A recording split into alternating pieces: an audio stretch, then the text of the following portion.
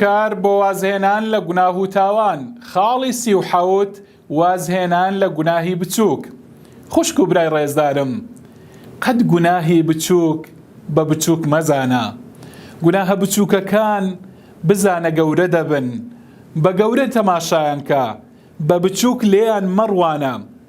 ئاسانکاری و تەساهولکردن لەوەی کە گوناهی بچووکت پێ بچووک بێ، ڕۆژێک دێت دەکەویە نێو گوناهی گەورەوە.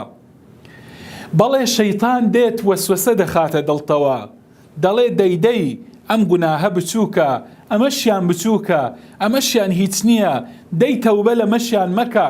ماشەڵڵا تۆ واجباتەکانت زۆر باشن، عیبادەت و پەرستشەکانی خۆت زۆر بە جوانی و ڕێک و پێچی دەکەی، خوای پەروەردگار ئەرحەم الڕاحیمینە. دەی هێدی هێواش گوناهەکانت لە بەردەم شرین دەکات. تۆ کاتێک کە گوناهە بچووکەکانت پێ بچووکە، بەردەوام دەبی لەسەری.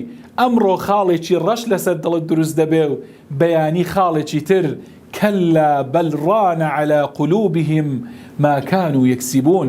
هێدی خاڵە ڕەشەکان دڵت داگیر دەکەن، هێواش دوور دەکەویەوە لە پەرستش و لە عیبادەتەکان.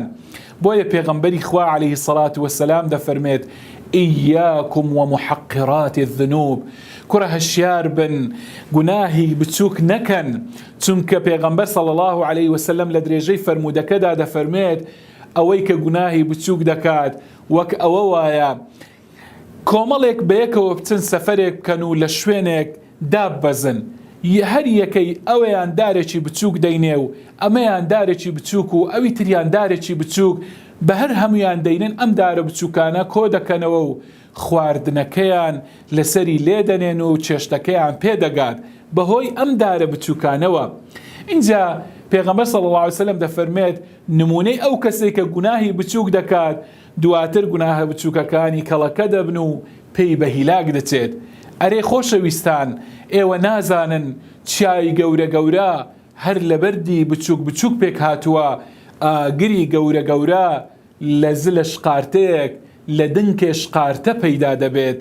بۆیە بەبیرتان بێت گوناهی بچووکیش دەتخاتە گوناهی گەورەوە.